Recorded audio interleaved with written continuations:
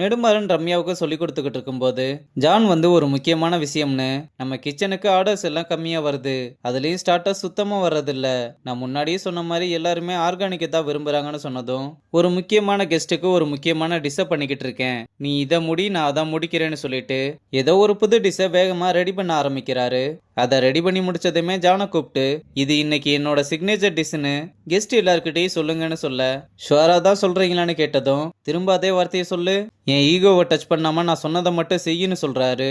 அப்புறம் ஒரு கெஸ்ட் வெயிட்டரை கூப்பிட, நான் பாத்துக்கிறேன்னு சொல்லிட்டு ஜான் வந்து என்ன வேணும்னு கேட்க, இந்த கீரை வடை மாதிரி ஆர்கானிக்கா நான்வெஜ்ல ஏதாவது ஸ்டார்டர்ஸ்ல கிடைக்குமான்னு கேட்டா, இன்னைக்கு நான்வெஜ்ல புதுசா செஃப் அவரோட சிக்னேச்சர் டிஷ் ஆட் பண்ணியிருக்காரு, இதை செஃப் நெடுமாறன் அவரோட ஸ்டைல்ல பண்ணியிருக்காருன்னு அந்த டிஷ்ஷை பத்தி அப்படி இப்படின்னு அடிச்சு விட, சரி அதை கொண்டு வாங்கன்னு சொன்னதும் இது எல்லாத்தையுமே கேட்டு பக்கத்துல இருந்த டேபிள்ஸ்ல இருந்தும் ஆர்டர் வருது. அப்புறம் ஜானும் அதை கொண்டு வந்து கொடுக்க எல்லாருமே அதை சாப்பிட்டு பார்த்து டேஸ்ட்ல மெய் மறந்து போறாங்க. உடனே அடுத்தடுத்த ஆர்டர்ஸ் வந்துகிட்டே இருக்க ஜான் ரொம்பவே சந்தோஷப்படுறாரு. அப்ப நெடுமாறன் அங்க வர கெஸ்ட் எல்லாருமே அவரை கூப்பிட்டு இந்த டிஷ் ரொம்ப நல்லா இருக்குன்னு அவரை பாராட்டி தள்ளுறாங்க. அப்படியே ஜானையும் கூப்பிட்டு என்ன இப்ப ஸ்டார்டர்ஸ் நல்லா போகுதான்னு கேட்க அவரும் சூப்பரா போகுதுன்னு சொல்ல நெடுமாறன் ரொம்பவே சந்தோஷப்படுறாரு. இங்க ரம்யாவும் வெற்றியை பார்க்க வர, என்ன காலையில இந்த பக்கம் வந்திருக்க, உனக்கு ஹெல்ப் பண்ணலாம்னு தான் வந்தேன், நீ சும்மா இருந்தாலும் எனக்கு பெரிய உதவிதான். டேய் எனக்கு ஒன்று தோணுது, நான் வேணும்னா கிச்சன்ல ட்ரைனிங்கை முடிச்சுட்டு பேண்ட்ரிக்கு வந்து உனக்கு அசிஸ்டண்டா சேர்ந்துடவா, உனக்கெல்லாம் கொஞ்சமாவது அறிவு இருக்கா இல்லையா, உன் கனவெல்லாம் இங்கே வைக்கணும், நீ ஏரோப்ளைனுக்கு டிரைவர் ஆகணும்னு நினைச்சாதான் ஆட்டோவுக்காவது உன்னால டிரைவர் ஆக முடியும், உன் எண்ணமே ஆட்டோ டிரைவர் ஆகணும்னு இருந்தா உன்னால ஒரு ஸ்க்ரூ டிரைவர் கூட ஆக முடியாது.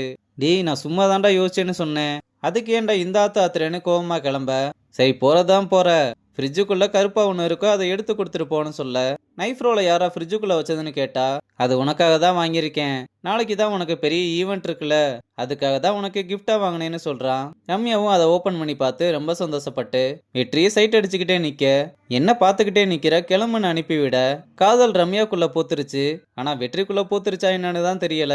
இங்க மாப்பிள்ளையும் நெடுமாறன் கிட்ட வந்து உங்ககிட்ட கொஞ்சம் பேசணும்னு எப்படியாவது உங்களை கன்வின்ஸ் பண்ணிடலாம்னு வந்தா, ஆனா நீங்க அவளை ரொம்ப கஷ்டப்படுத்துறீங்க, அவ இந்த ரெசார்ட்டுக்கு வந்ததே உங்களுக்காக தான், அவ எதிர்பார்க்கறது ஒரு அப்பாவா நீங்க அங்க வந்து நிக்கணும், அவ்வளவுதான், ப்ளீஸ் அவளை கொஞ்சமாவது புரிஞ்சுக்கோங்கன்னு சொல்ல, நெடுமாறன் கோவமா திரும்பி பார்த்து ஏதாவது சொல்ல போறான்னு பார்த்தா ஒரு வார்த்தை கூட பேசாம அப்படியே அங்க இருந்து கிளம்புறான். இங்க ஐசுவும் உத்தமன் கிட்ட வந்து எதனால இப்படி டிலே ஆகிக்கிட்டு இருக்குன்னு கேட்க, டிலேலாம் எதுவும் இல்ல, எல்லாமே ஆன் டைம்ல தான் இருக்கு, நீங்க எவ்வளவு டிஸ்கஸ் பண்ணிருக்கீங்கன்னு மட்டும் சொன்னீங்கன்னா அதுக்கேத்த மாதிரி நான் எல்லாத்தையுமே அரேஞ்ச் பண்ணிடுவேன், நான் ஏற்கனவே வெற்றி கிட்ட சொல்லிட்டேன், நீங்க அவன் கூட கோஆர்டினேட் பண்ணிக்கிறீங்களான்னு கேட்டதும் இந்த தடவை ஐசு ஓகே சொல்றா. அவரும் உடனே வெற்றியை கூப்பிட்டு நீ செஃப் கூட கோஆர்டினேட் பண்ணிக்கோ, நம்ம பசங்க 3 பேரை துணைக்கி வச்சுக்கிட்டு எல்லா வேலையுமே முடிச்சிரு, நான் பாண்டியோட சேர்த்து மற்ற பசங்களை வச்சு ஸ்டேஜ் டெக்கரேஷனை நான் பாத்துக்கிறேன்.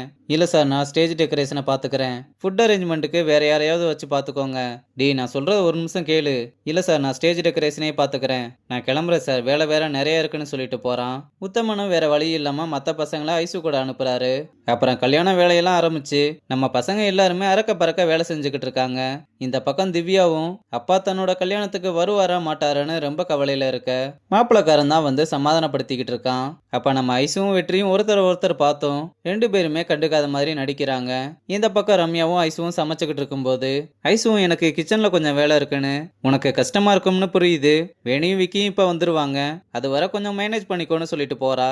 அப்ப ரம்யாவும் ஒரு ஸ்பூன் எடுத்து குழம்பு டேஸ்ட் பண்ணி பார்க்க, அடடா நெடுமாறன் டிஷ்னா சும்மாவா, சும்மா தெரிக்குதேன்னு சொல்லிக்கிட்டு இருக்கும்போது வெற்றி பூமாலை எடுத்து போய்கிட்டு இருக்கதை பார்த்ததும் வேகமா ஓடி வந்து நெடுமாறன் பண்ண டிஷ்ஷு சூப்பரா இருக்கு, இப்பதான் டேஸ்ட் பண்ணி பார்த்தேன், நீயும் வந்து டேஸ்ட் பண்ணி பாருன்னு கூப்பிட, ஒன்னும் வேணாம் நான் கல்யாணம் முடிஞ்சதுக்கு அப்புறமே சாப்பிட்டு பாத்துக்கிறேன், உன் பேச்சை கேட்டு நான் வந்தேன்னு வச்சுக்க அவனுங்க என்னதான் பிடிச்சு செய்வானுங்க, தயவு செஞ்சு ஆள விடுமான்னு சொல்ல, அவளும் விடாம அவனை கூப்பிட்டுக்கிட்டே இருக்கா.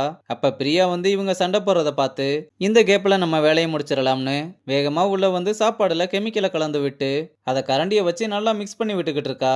இங்க ரம்யாவும் டேய் நான் எல்லாத்தையுமே பாத்துக்கிறேன் நீ வான்னு கூப்பிட்டா, உன்னை சமையல் தானே பார்க்க சொன்னாங்க போய் பாருன்னு சொல்ல, இப்ப நான் உனக்கு அங்க போன அவ்வளவுதானே, இல்ல தாயே நான் டெக்கரேஷன் பண்ண போகணும்னு கிளம்பும் போது கரெக்டா பிரியாவும் வேலையை முடிச்சுட்டு எஸ் ஆகுறா.